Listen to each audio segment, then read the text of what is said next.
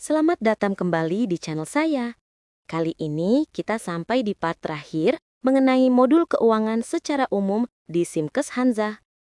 Di video-video selanjutnya, saya akan coba jelaskan lebih detail tiap menu dan keterkaitan satu sama lain, yang akhirnya menghasilkan laporan keuangan. Oke, langsung saja kita masuk ke penjelasan sederhana berikut ini. Semoga bermanfaat. Pemasukan lain-lain. Sama halnya dengan kategori pengeluaran lain-lain, di sini juga dibuatkan untuk kategori pemasukan lain-lain. Misalnya, pemasukan dari antar jenazah, training, atau penelitian. Setiap transaksi yang disimpan otomatis akan terbentuk jurnal akuntansi dan langsung terlihat di laporan keuangan. Deposit pasien.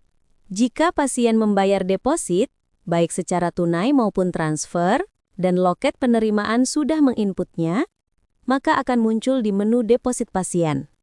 Saat pasien melunasi pembayaran, otomatis deposit akan muncul di bil pembayaran pasien. Piutang pasien. Menu ini menampilkan bil pasien yang sudah di-closing, tetapi masih berupa piutang ke pihak ketiga.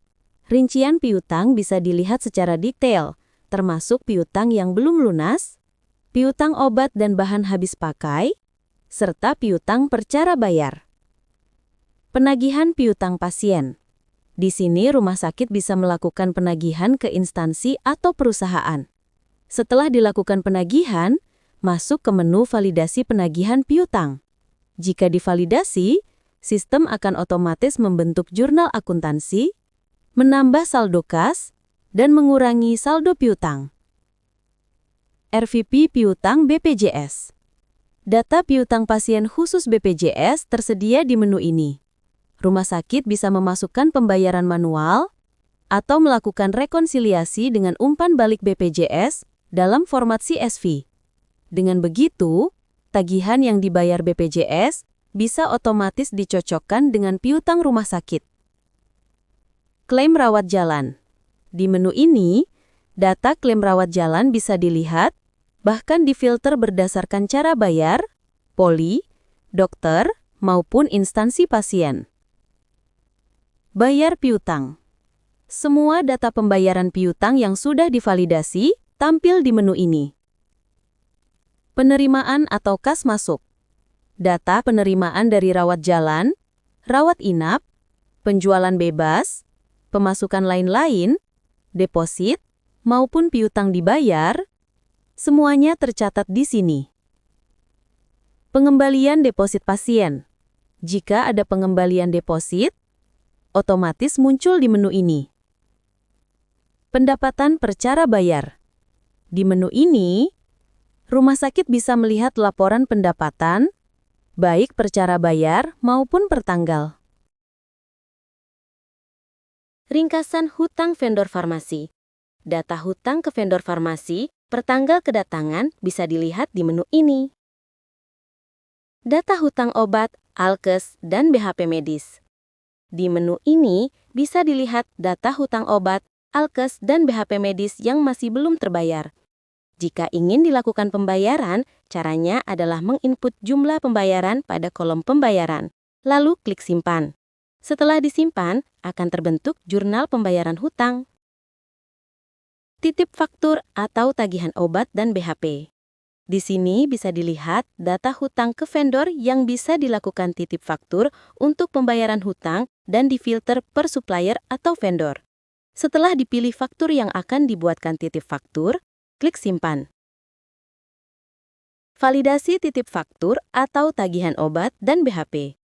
Setelah dibuatkan titip faktur, datanya masuk ke menu ini untuk divalidasi. Jika sudah klik validasi, maka diarahkan ke firm pembayaran. Jika sudah klik bayar dan dilakukan pembayaran, maka akan terjadi jurnal otomatis. Bayar pesan obat dan BHP. Untuk hutang yang sudah dibayar, akan tampil di menu ini. Untuk menu ringkasan hutang vendor non-medis, titip faktur non-medis, validasi, hingga pembayaran pada dasarnya sama dengan hutang medis. Peminjam piutang.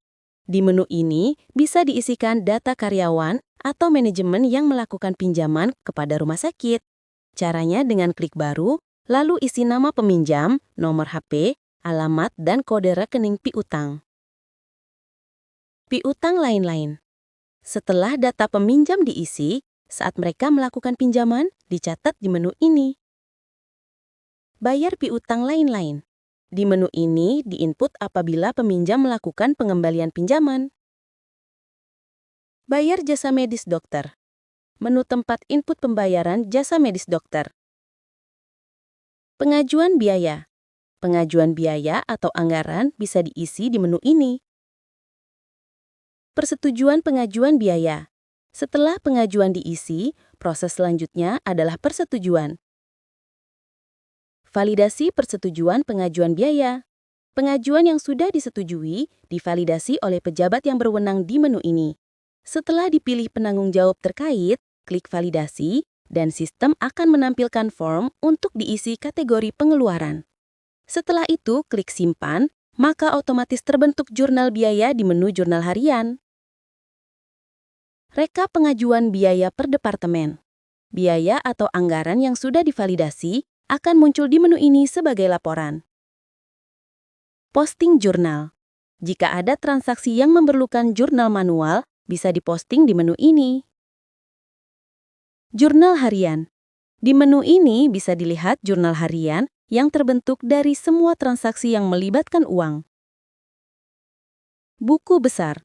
Di sini bisa dilihat laporan mutasi sesuai periode yang diinginkan per akun rekening yang sudah dibuat. Arus kas atau cash flow. Di menu ini bisa dilihat laporan arus kas sesuai periode yang dipilih. Keuangan. Menu terakhir dari modul keuangan. Menampilkan laporan neraca, rugi laba, dan perubahan modal sesuai periode yang diinginkan.